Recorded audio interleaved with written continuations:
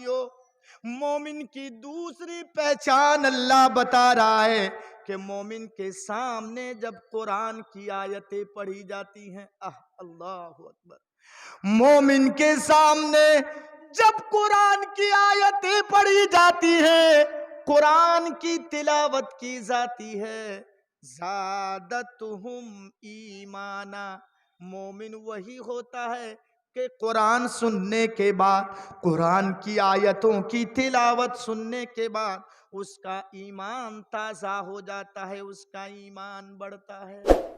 ये मोमिन की दूसरी सिफत है, ईमान उसका बढ़ेगा। अभी आप लोग बैठे हुए हैं, बात अच्छी लग रही है, इसका मतलब तुम समझो या ना समझो, कुरान का चार्ज, ये आपके ईमान का चार्ज कुरान और हदीस से हो रहा है अभी, इसीलिए आप बैठे हुए हैं। समझे या ना समझे, आपके ईमान का चार्ज हो रहा है अभी। हाँ, आप लोग भोजपुरी गाना उना बहुत सुने होंगे, अब कुरान की बात सुनिए। तो मोमिन की दो सिफत हो गई। नंबर 3, वाला रब्बिहिम यतवक्कलून, मोमिन वो है कि वो अपने रब ही के ऊपर भरोसा करता है, रब ही के ऊपर भरोसा करता है। शादी की 5 सालें हो गई, कोई औलाद नहीं, 10 सालें हो गई, कोई औलाद नहीं, अल्लाह से दुआ करता है, किसी कबीराज के पास नहीं जाता है, अल्लाह से दुआ करता है, अल्लाह औलाद देने का मालिक तू ही है, ऐ अल्लाह रोजी देने का मालिक तू ही है, औलाद की नियामत से हमको माला माल कर दे। अल्लाह रब्बुल आलमीन ही पर भरोसा करके अल्लाह से मांगता है, अल्लाह के ऊपर भरोसा करता है। मोमिन की ये तीसरी सिफत है, किसी पीर फकीर के ऊपर भरोसा नहीं, बल्कि अल्लाह ही के ऊपर भरोसा करता है। 3 पहचान हो गई। और 2 चीज बता दूं, शायद मैं 2 तक पहुंच पाऊं या ना पाऊं, लेकिन मैं बता दे रहा हूं। अल्लदीना युकीमूना सलाता, मोमिन वो है जो नमाज कायम करता है। खुद फैसला कीजिए, अगर नमाज नहीं पढ़े हैं तो हम और आप मोमिन नहीं है। हाँ? मोमिन की ये चौथी सिफत है, गुण। नंबर 5, व मिम्मा रज़क़नाहुम युनफिकून, मोमिन की 5वीं सिफत यह है कि अल्लाह ने जो मकई दिया है, अल्लाह ने जो गेहूं दिया है, अल्लाह ने जो सरसों दिया है, अल्लाह ने जो आलू दिया है, आपको खेत में अभी है, आप सरसों में से कुछ अल्लाह के रास्ते में दे रहे हैं। आपका 20 कुंटल गेहूं हुआ है, उसमें से कुछ अल्लाह के रास्ते में दे रहे हैं। 50 कुंटल मकई आपका हुआ है, उसमें से कुछ अल्लाह के रास्ते में दे रहे हैं। ये मोमिन की 5वीं सिफत है। ये मोमिन की सिफत है कि अल्लाह के दी हुई रिस्क में से वो अल्लाह के रास्ते में खर्च करता है। तो कितनी चीजें हो गई? 5। अब एक एक चीज को मैं मुफस्सल अंदाज में आपके सामने रखूंगा। पहली चीज क्या बताया था, भूल गए ना? पहली चीज क्या बताया था मैं? हाँ, पहली चीज, मोमिन की पहली सिफत क्या बताया था मैं? भूल गए आप लोग? अरे कोई बोलिए ना, क्या बताया था मैं? जब अल्लाह का नाम आए तो मोमिन का दिल दहल जाता है। एक चीज मैं सुनाऊं, आपके गांव में कोई बच्चा है मदरसे का पढ़ा लिखा, उसकी जबान से आप सुने होंगे बहुत पहले, आपके इमाम साहब से, आपके मदरसे के टीचर से, खुतबे जुमा में, किसी जलसे में आपने सुना होगा कि अल्लाह के रसूल एक जंग से वापस आ रहे थे और एक दरख्ते के नीचे अल्लाह के रसूल आराम फरमा रहे थे।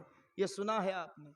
और नबी अकरम अपनी तलवार दरख्ते में लटका करके आराम कर रहे थे। एक काफिर ने मौके को गनीमत समझा और सोचा नबी तो सो रहे हैं, चलिए रोजाना का झगड़ा खत्म हो जाएगा। ये बाप को बेटे से जुदा कर रहा है, बेटे को बाप से जुदा कर रहा है, ये कैसा नबी है? तलवार भी उसी की, गर्दन भी उसी की। आया, तलवार को निकाला, दरख्ते में लटका हुआ था, उसको गिलाफ, पहले जमाने में गिलाफ में रखते थे, कोबर, तलवार को निकाला, देख रहा, हाँ तलवार भी नबी की, गर्दन भी नबी की। ऐसे हालत में नबी की आंखें खुल गई। अल्लाह जिसको बचाए उसको कौन मारेगा। नबी की आंखें खुल गई। अल्लाह के रसूल सामने देखना, ये कोई दुश्मन खड़ा है तलवार लेके, ये मेरी ही तलवार है। वो पूछ रहा है दुश्मन, मैं यमनाउ का मिन्नी, ऐ नबी मेरे हाथ से आपको कौन बचाएगा। नबी डर नहीं रहे। ये मोमिन की अलामत है, मौत से डरता नहीं है मोमिन। हाँ सुन लीजिए, मोमिन मौत से नहीं डरता है। नबी ने तलवार देखी, अल्लाह के रसूल इत्मीनान के साथ जवाब दिए, अल्लाह। पहली चीज मैं समझाऊंगा, अल्लाह अल्लाह। ये अल्लाह का नाम सुनते ही वो काफिर कांपने लगा, थर थर थर थर थर थर कांपने लगा। तलवार उसके हाथ से छूट करके गिर गई नीचे। अल्लाह के रसूल तलवार ऐसे उठा लिए। उठाने के बाद पूछ रहे हैं, ऐ अभी तू मुझसे कह रहा था कौन बचाएगा, अब मेरे हाथ में तलवार है, बता तुझको कौन बचाएगा। अब तो उसको अल्लाह पर ईमान नहीं था कि वो कहेगा अल्लाह बचाएगा। रसूल से कह रहा है आप छोड़ दें तो मेरी जान बच जाएगी, आप कत्ल करना चाहें तो मैं कत्ल हो जाऊंगा, तो मैं उधर नहीं जाऊंगा। मेरे बताने का मकसद क्या है, वो मोमिन नहीं था, वो दुश्मन था नबी का, गैर मुस्लिम था, काफिर था। हमारी और आपकी जबान में वो हिंदू था।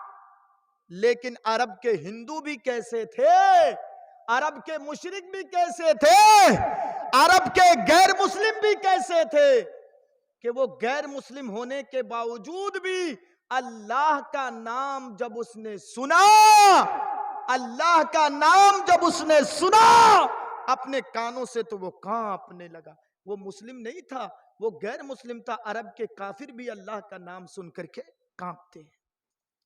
कांपते थे। मेरे भाइयों, संदलपुर के मेरे भाइयों, यही तो मैं आपको समझाना चाहता हूं। गौर करके सुनेंगे आप।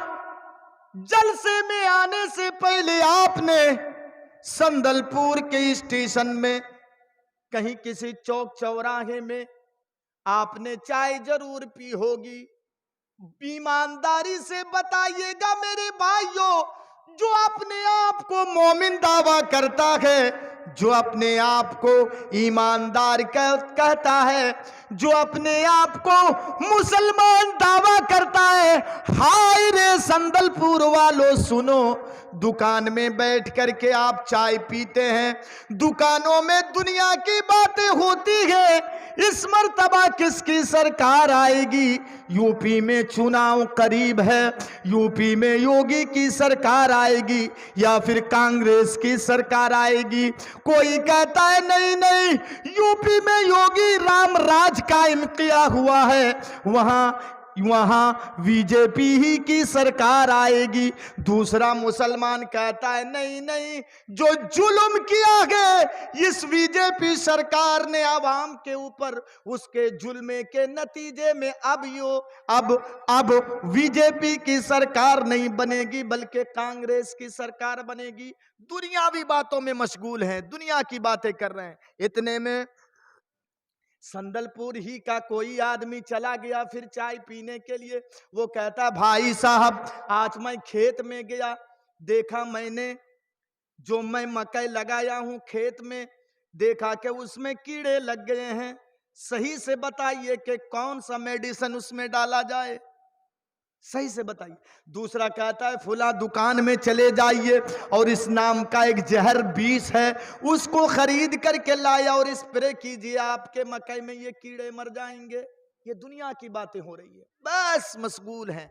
और स्प्रे करने के बाद आप मकई में पानी दे दीजिए, आपका मकई सही हो जाएगा, ये कीड़े मर जाएंगे। ऐसी बातें होती है ना दुकान में, होती है कि नहीं?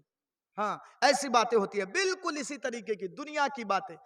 गेहूं को, मकई को सुधारने के लिए आप कितने लोगों के पास जाके पूछते हैं, लेकिन अपनी जिंदगी को सुधारने के लिए, अल्लाह अकबर। चलिए, इतने में नमाज आप पढ़ते हो या ना पढ़ते हो, या आपका पर्सनल मामला है। सुनिए, मौलवी सैफुल का काम है आप कुरान और हदीस की बातें आप तक पहुंचा देना। आप नमाज नहीं पढ़ेंगे, आप दीन के ऊपर नहीं चलेंगे, यह आपकी जिम्मेदारी है। आप समझेंगे क़यामत के दिन नमाज पढ़ते हो